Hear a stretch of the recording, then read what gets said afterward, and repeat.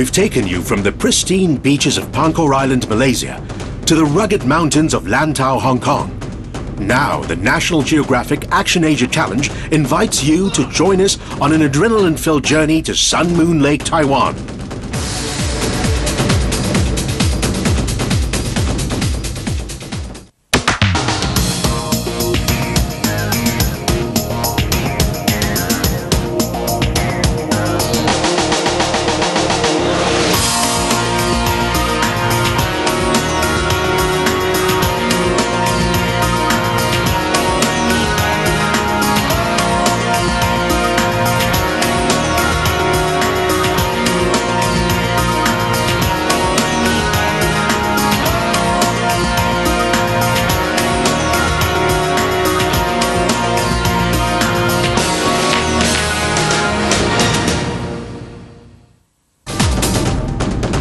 Taiwan, a small island nation in East Asia, has emerged as one of the most powerful economic tigers in the region.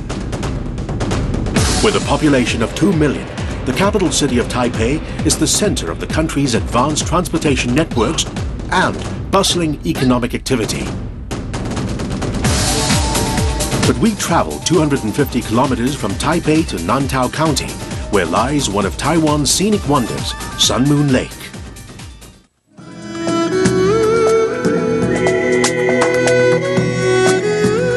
The lake takes its name from its shape, the northern end round like the sun and the southern half resembling a crescent moon.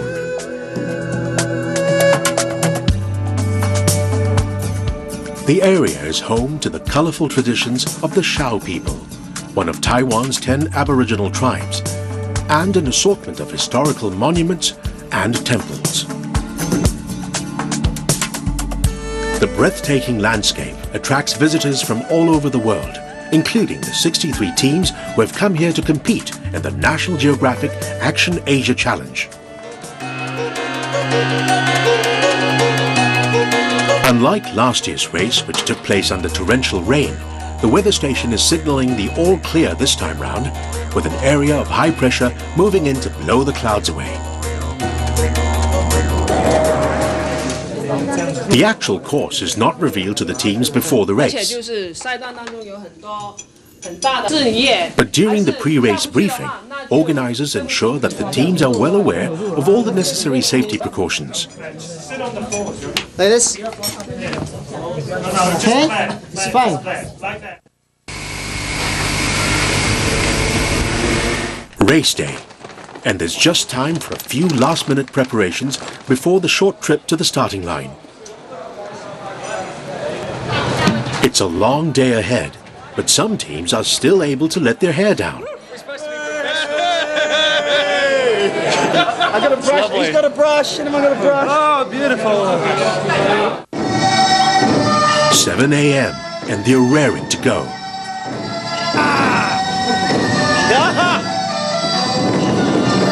In the start area, a rich Taiwanese pageant awaits the competitors.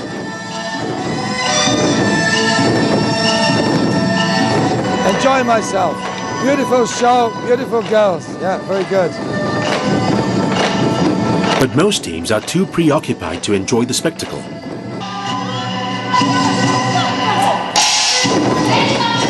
Great friends and rivals Gatorade Asia Non-Stop and Ford No Boundaries will again be battling for supremacy. We're not confident. We'll see how it goes. We'll just take the day as it comes and then see how it's going to go. In the last race, it was really a close call. For a while, we had the race in our grasp, and then it slipped away just on the last uphill.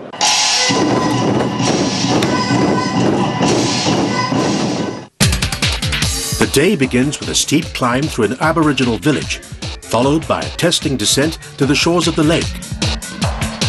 Then a fast bike ride down to the transition area, where the teams pick up their kayaks for a 5.4-kilometer paddle via Lalu Island to a spectacular zip line. After a huge splash, they kayak another 2 kilometers to the foot of the Zhuangguan Temple. From there, it's a steep climb to the Suen Pagoda. Back to the lake for a short rowing test, and the teams head for a demanding 11-kilometer mountain bike course to Cho Shui River. Abseiling to the riverbed, they fight their way upstream through 14 river crossings to the finish line.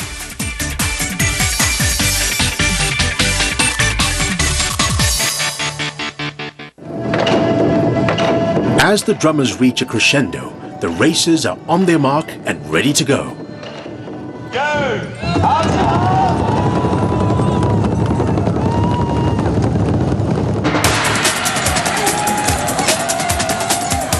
This will be one of the few chances that athletes have to enjoy a flat running surface. Some are determined to make the most of the easy terrain, sprinting from the start gate through the ornamental gardens. The top teams are expected to complete the race in about 5 hours. Slower teams will take around 8. But in such a demanding, multi-skilled event, almost 10% of competitors will never finish the entire course. Surprisingly, it's 50-year-old Gao Shanqi and his master's team Kun Yuan who are setting the pace. From his home in Taipei, 50-year-old Gao Shanqi will go just about anywhere for a race. Nicknamed Taiwan's Mr. Marathon, he's been competing for the past 30 years, and age is not slowing him down. 4 times a national champion in his 20s, he broke the Taiwanese record for the 100-kilometer supermarathon just 2 years ago. If time permits, I will continue to take part. I'm interested in this challenge because it's not just running. There's a variety of events. In last year's race, Gao and his team won the Masters event and finished in the top 5 overall. Will he be adding another trophy to his mantelpiece?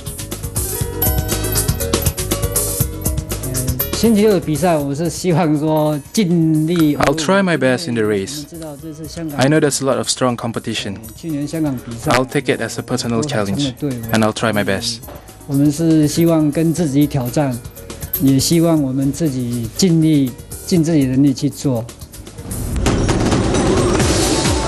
While Team Kun Yuan lead the way, the athletes behind are already enjoying the thrill of the chase. Will these youngsters be able to catch up with the sprightly veterans?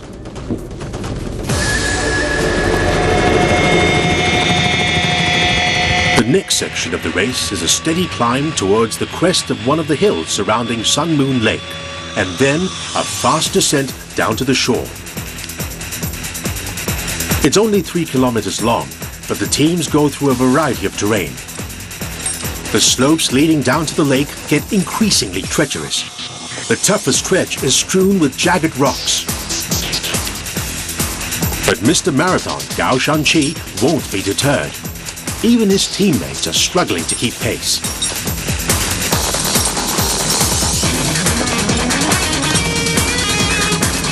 With sheer determination, final Kun Yuan team member Lin Fusheng overtakes Team Freestyle and strives to catch up with Gao. We didn't have many problems because we're so used to this kind of terrain, running uphill and downhill. It's not difficult. We have an advantage because we are experts.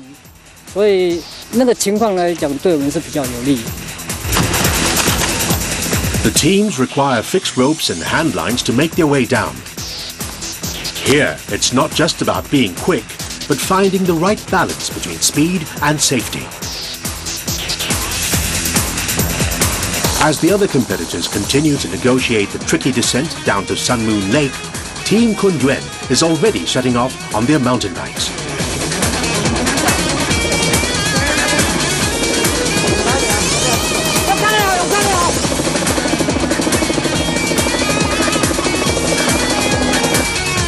It's now a short 3.5-kilometer ride to the transition area.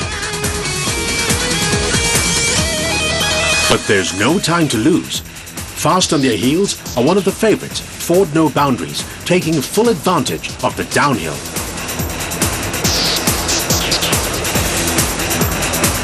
Meanwhile, the 3 Hong Kong University students from Team Samsung barely notice the potential dangers of the rocky descent.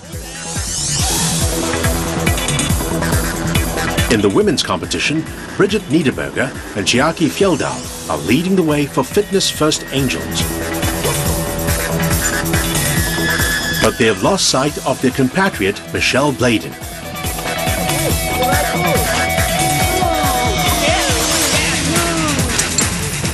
Masters team Extreme Equinox 1 from Bangkok, Thailand are hoping to make up some ground on Team Kun Yuen. As the top teams pedal power their way to the next challenge, strong runners Team Kun Yuen have surrendered their lead in the biking section. Instead, it's Ford No Boundaries who are the first to arrive at the transition area.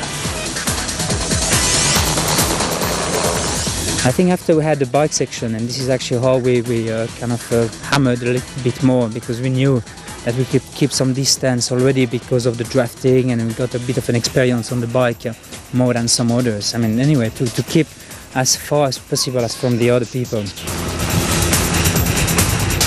With temperatures rising, dehydration is a real problem. Experienced teams won't make the mistake of passing water stations just to gain a few seconds. And they also have to take time out to put on the required safety gear. Trailing behind, Gatorade Asia Non-Stop hope to close the gap on their rivals Ford No Boundaries. Our key competitors are very, very strong bikers. That's their specialty, and they took off, and we just sort of tried to stay in there. So no, we did fine. I think we hit the bike to kayak transition roughly at the moment we would have wanted to hit it. In the mixed teams contest, the Dasis are leading the way. Now, each team has to split up into a double and a single kayak.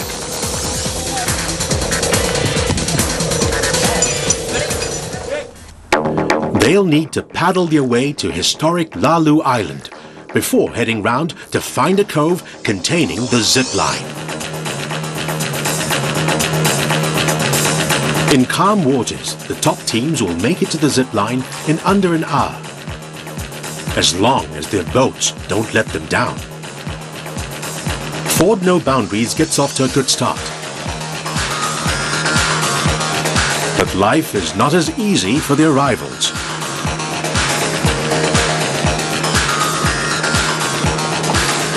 When we went into the water, they were just, 50 meters ahead of us.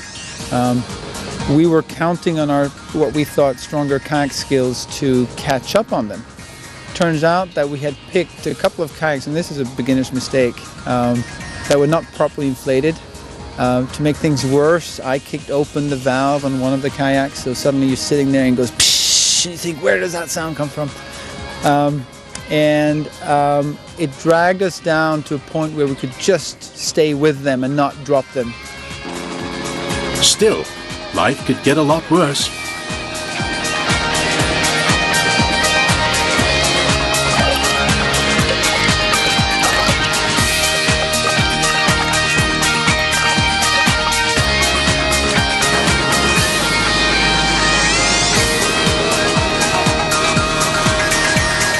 Fitness First Angels are strong contenders for the women's competition.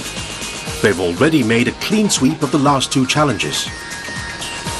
And these girls can even give some of the men's teams a run for their money. They often finish in the top 15 in the overall standings. As a lecturer in sports psychology at Hong Kong University, team leader Michelle Bladen understands the psychology of pushing yourself to the limit better than most.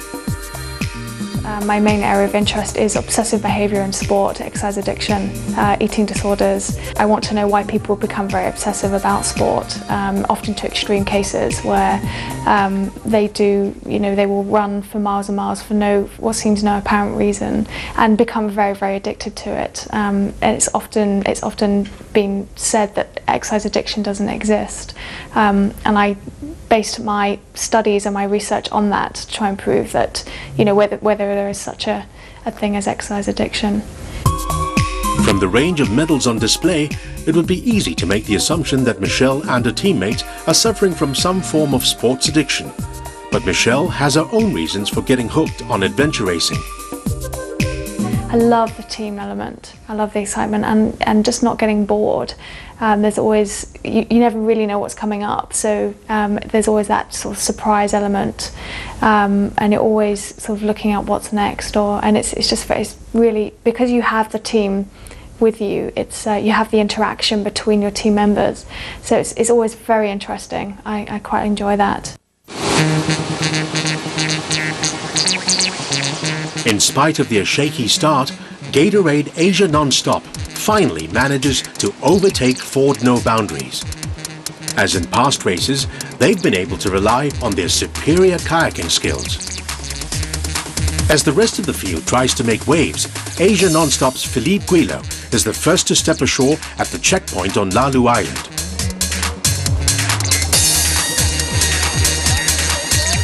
The teams now have to find their way to the zip line, but how? We're not given any instructions, sorry. How did you get here?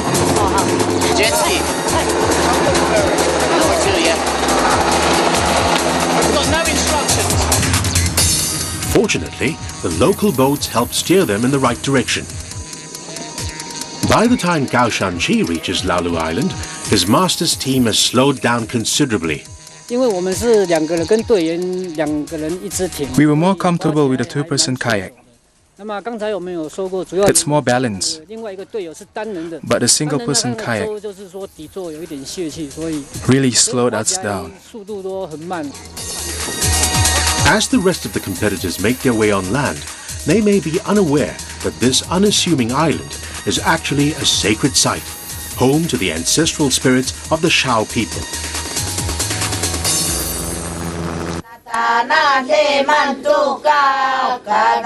They are the original inhabitants of Sun Moon Lake, an age-old tribe whose rituals and folklore continue to be passed down from generation to generation. Every year, they celebrate the Harvest Festival with a dedication ceremony calling on their ancestors to bless the season's rice crop. They may be the smallest of Taiwan's 10 Aboriginal tribes, but the Shaos are determined to keep their traditions alive.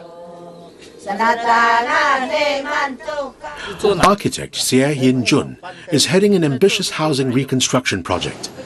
It seeks to teach the Shaos the skills they need to repair their homes, which were damaged by recent natural disasters.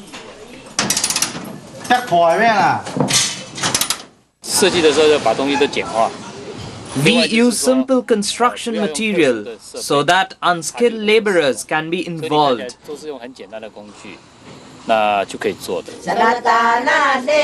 While modernity will put pressure on their unique way of life, the Shaos are pulling together to stay true to the life of their ancestors.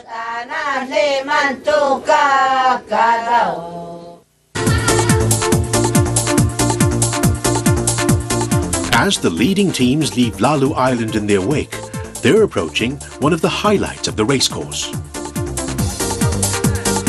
That is, if they can keep their boats moving in the right direction.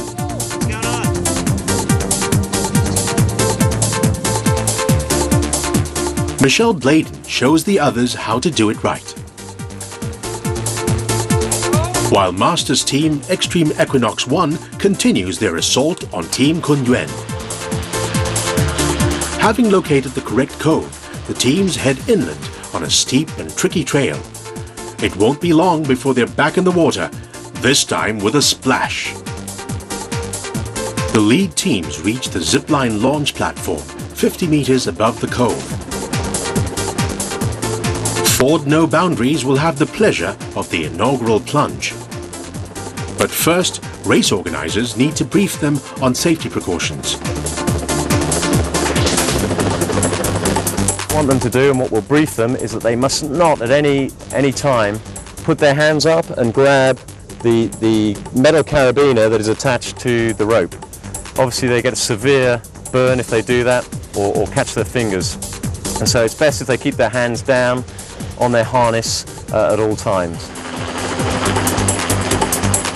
As Fitness First Angels make their way to the platform, the first plunge of the day is already underway.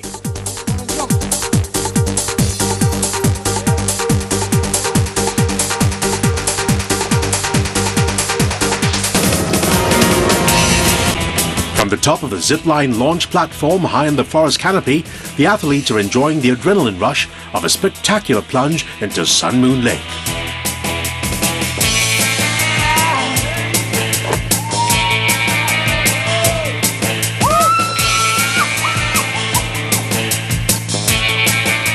Also called the Flying Fox or the Death Slide, this zip line is a variation of the Tyrolean Traverse, which was first used to transport people and loads across gorges.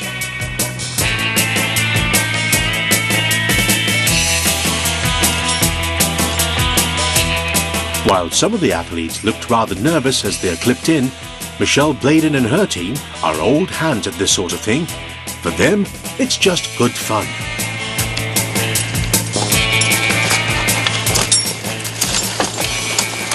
That was really fun. Yeah, really enjoyed that. Quite scary, because you drop very fast down to the bottom, and I think I left my stomach at the top, so that was kind of funny. Yeah. Out in the waters of the lake, the lead teams are already paddling away from the zip line.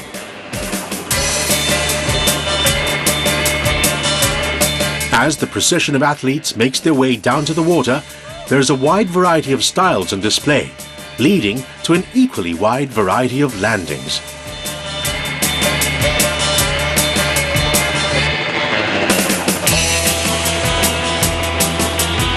After this invigorating dunk, the teams now have to kayak 2 kilometers back to Zhuangguan Temple. Although the athletes may not know it, the waters of Sun Moon Lake are abnormally low at the moment. Built during the Japanese occupation, the Sun Moon Lake Dam controls the water level and supplies over 50% of Taiwan's hydroelectric power. As the leaders emerge from the waters of the lake, Gatorade Asia Nonstop has managed to sneak into first place. After so long cramped in the kayak, Philippe Guillot and his teammates prepare for another uphill test. Ford No Boundaries, meanwhile, are facing kayaking woes of their own.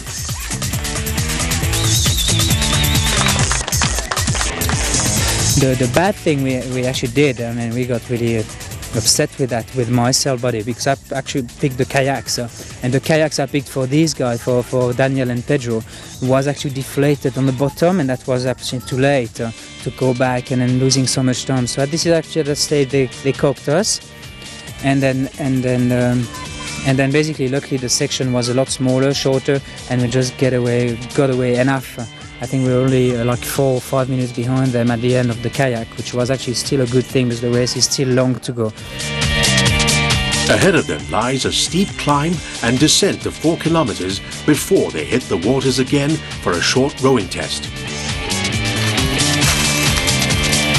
The trail above Zhuangguan Temple is testing even for the elite athletes.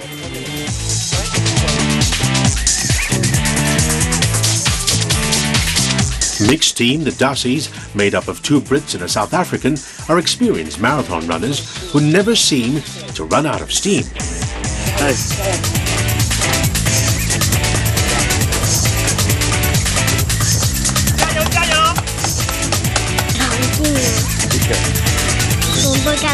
While Team Samsung are unstoppable. The dense jungle trail demands complete concentration, but Philippe Brillo and his teammates are still going at maximum speed. Oh, no worries. Just another 2 hours to go now. Mother of 3, Chiaki Fieldal of Fitness First Angels, still finds time to set countless marathon records in Hong Kong.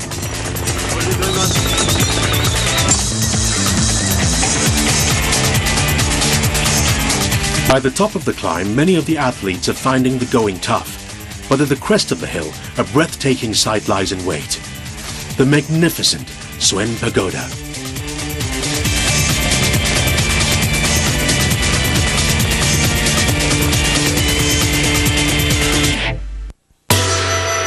It's one of the most famous landmarks in Sun Moon Lake. 950 meters above sea level, the view of the lake from the pagoda is spectacular. In 1971, President Chiang Kai-shek built the pagoda in memory of his mother. Even some of the designs on the walls were inscribed by the president himself. Yeah, Rob. Good. Very good or good? Very good. Someone needs to go up. Do you want to go? Yeah, okay. No, I can go. Gatorade Asia Non-Stop arrived first at the entrance to the pagoda. Here, they'll have to go all the way to the tower, ring the bell, and make their way down. But a special surprise lies in store: the Spider-Man Challenge. The teams have to walk across a cargo net web, suspended 5 stories in mid-air. Not a test for faint hearts.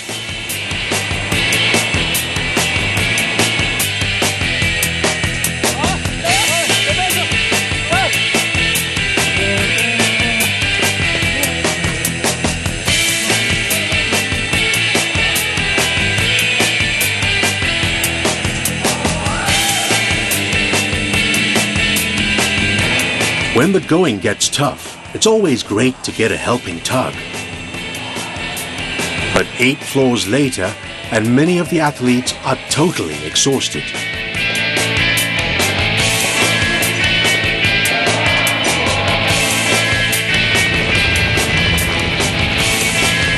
After the rigors of the uphill, the descent through the forest is a welcome relief.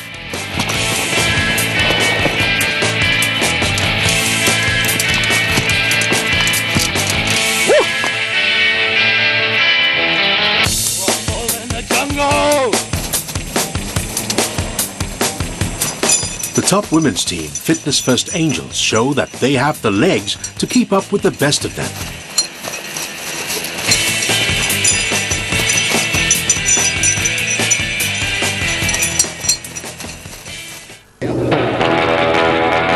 Sun Moon Lake may be a popular tourist destination, but the visitors don't usually pile 3 people into a cramped rowing boat. Gatorade Asia Non-Stop are first to the test.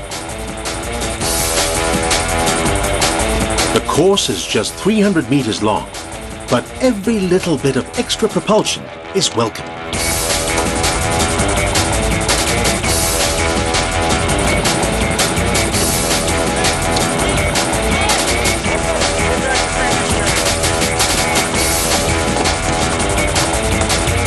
As they head off to the next challenge, everybody else is getting in on the act.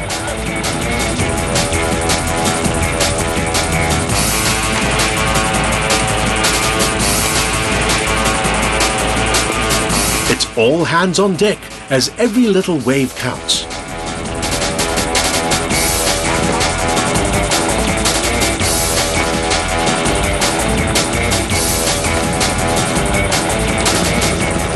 The turning point for the rowers is one of the many fishing boats that ply their trade on the waters of Sun Moon Lake.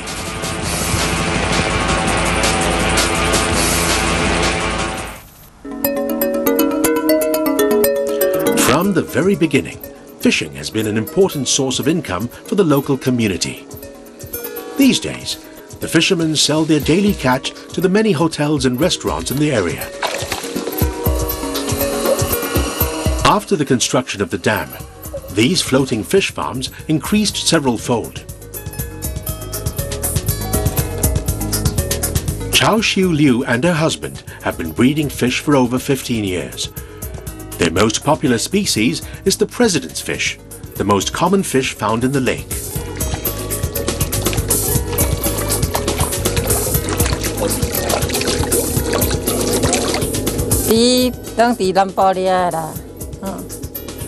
These fish are caught in China. It takes 2 to 3 years to raise them.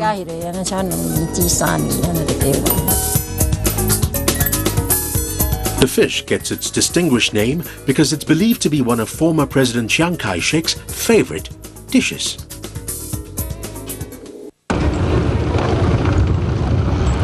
As the teams complete the rowing section, they're about to leave the fish farms behind and head into some very different terrain. But they don't go without a rousing send-off from the locals.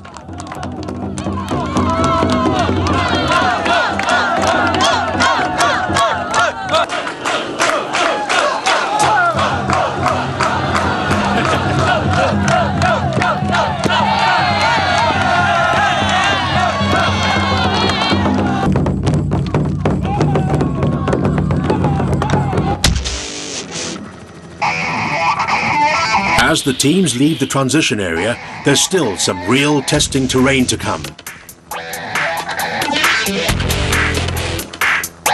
Ahead of them lies 11 kilometers of strenuous mountain biking on the way to Cheongshui River and a battle with the river currents. Who will reach the finishing line first? The race is still wide open.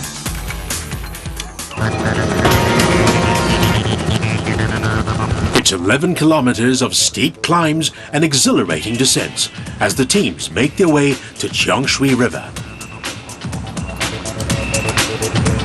It's become a two-way contest between the race favorites.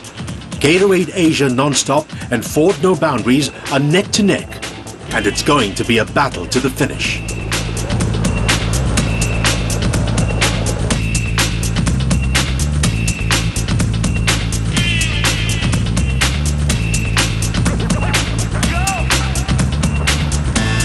On yet another one of the exhausting uphills, Ford No Boundaries finally make their move on Gatorade Asia Non-Stop.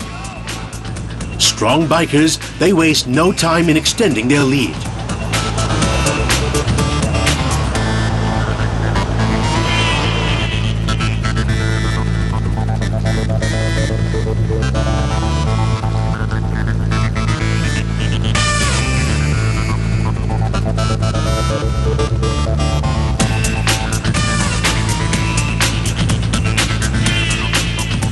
As the athletes descend into the valley floor, the terrain changes abruptly. The public are not usually allowed into this area, but it's been opened up for the race with special precautions. There's evidence everywhere of a traumatic natural disaster.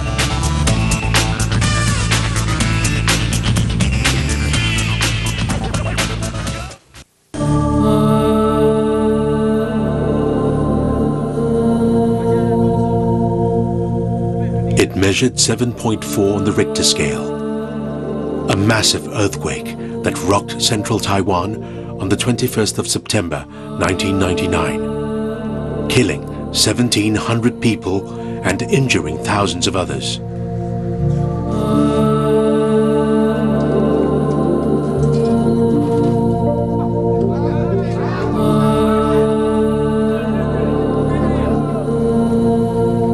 Nantao County was the epicenter of the quake, and Sun Moon Lake was badly hit. Lalu Island, sacred land of the Shaos, was devastated.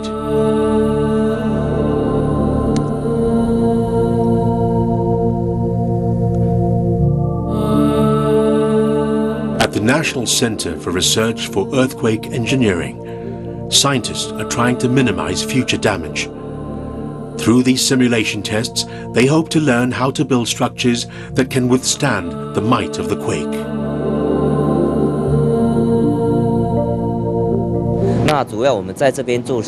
The reason for this experiment is to simulate earthquakes of different magnitudes to see how they affect different places. Today, Lalu Island and other monuments and buildings in Sun Moon Lake have been restored. After a $45 million reconstruction program, the area's popularity among visitors from all over the world is a sure sign of its recovery. Even gentle Mother Nature is back in full splendor.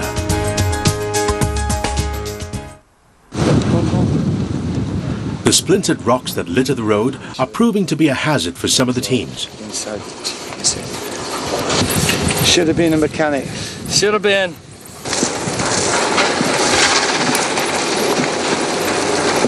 At the final transition area, it's a mad scramble as the teams head for perhaps the most technically demanding section of the race.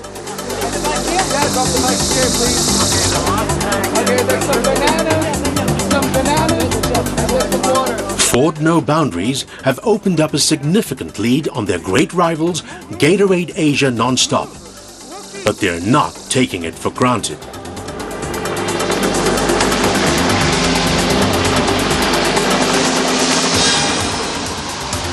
They had a goal to catch us up, which was already a very good motivation. And the motivation being in lead is very different than being chased and chasing somebody. Gatorade Asia Non-Stop soon hit the transition area, but they know they have some ground to make up. By the time we hit the end of the bike, they were out of sight for us, and we were suspecting they were probably 3-4 minutes ahead of us, which was probably about right.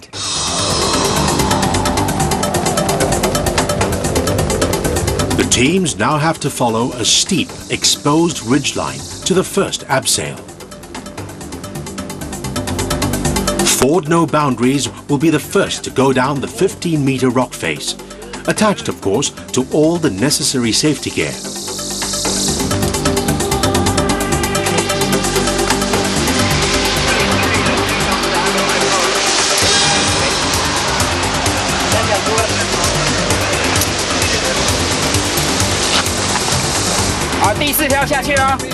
First abseil on big line, Trevor.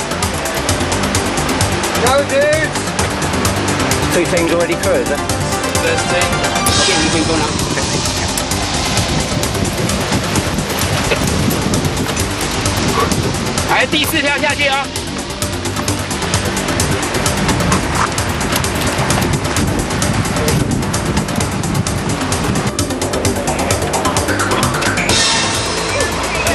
But that's not all. Soon after, there's yet another, bigger 35-meter abseil to the riverbed.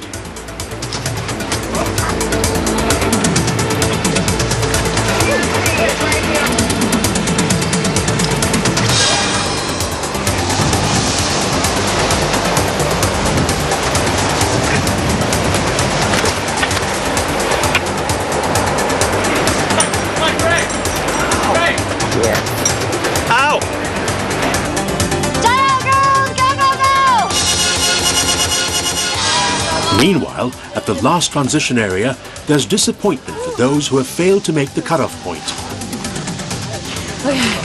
No.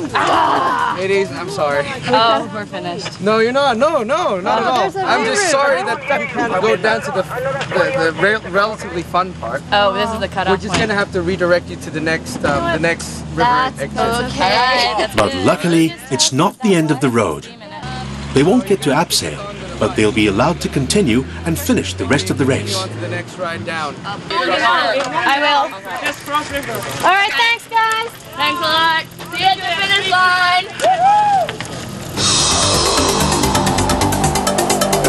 For the leaders, it's almost time to battle the mighty river currents. The river run is probably the toughest part of the course, so the athletes at this stage are really tired, they're exhausted, but they're going to be in that riverbed probably for an hour and a half or 2 hours in some cases. Ford No Boundaries may still be on top, but Gatorade Asia Non-Stop are determined to play catch-up.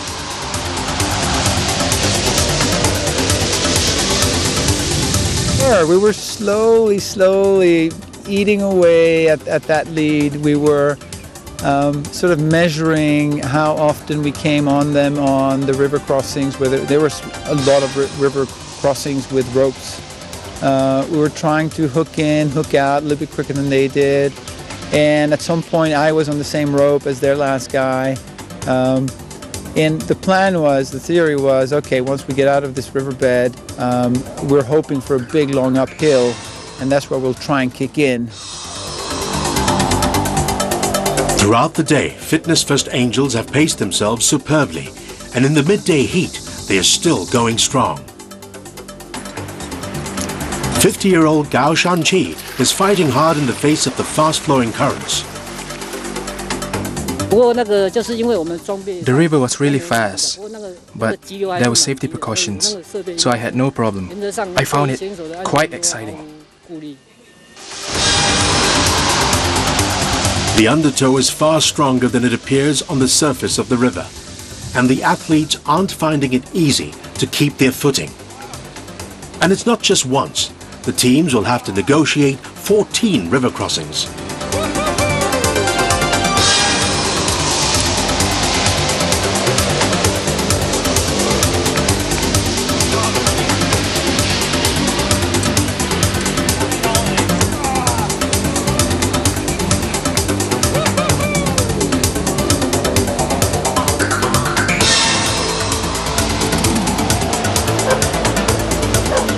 Ford No Boundaries emerge from the riverbed first for the last steep climb towards the finishing line.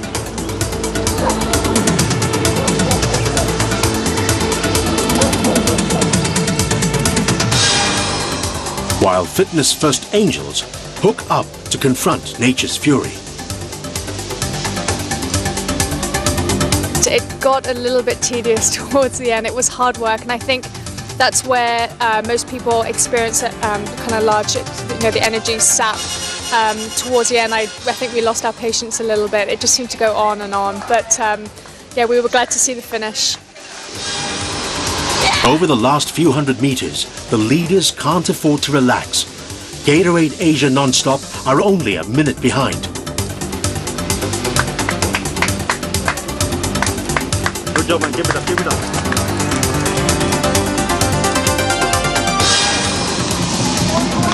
But after 4 hours and 41 minutes of tough racing, it's Ford No Boundaries who cross the line first. And they have even more reason to celebrate. It's their second win in a row. Well done, well done. Brilliant job, guys.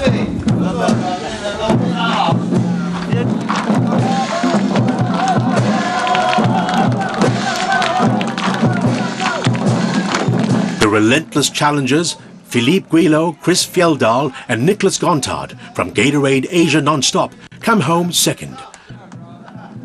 If they're disappointed not to win, they don't show it. Both teams seem happy just to have shared the experience.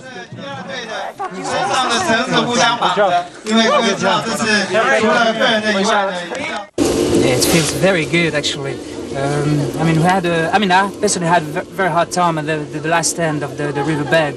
The whole race was actually very good, very fantastic, pretty stressful actually, because the technique wasn't very hard, but you still had to keep going. The heart rate, I'm sure, went pretty high very much all the time. But I'm very pleased to once again finish first. It's great. It's good news again. I'm not waiting for Nokia. Oh my God. I have a spot here. What are you doing there, Fred?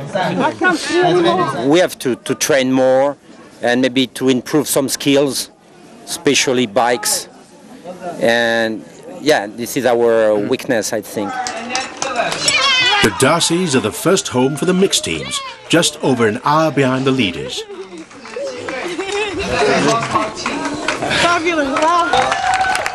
And Fitness First Angels lead the women's teams more than 2 hours ahead of their closest rivals. Team element, I think, is really critical, particularly in the longer races. When you're having a tough time, sometimes your team members can help you, and that word of encouragement, and that really helps. Just also being tied or connected to your team members if they're feeling strong, it just helps, just keeps you moving forward. And I think psychologically that's critical to these type of events. Good job. I love Taiwan. The ever-exuberant Team Equinox Extreme 1 celebrate winning the Masters race, while Gao Shanqi's Team Kunyuan settle for second. We've done our very best. I think the foreign teams did very well. The Taiwanese are still new to this kind of racing. But as long as we practice more, we'll get better.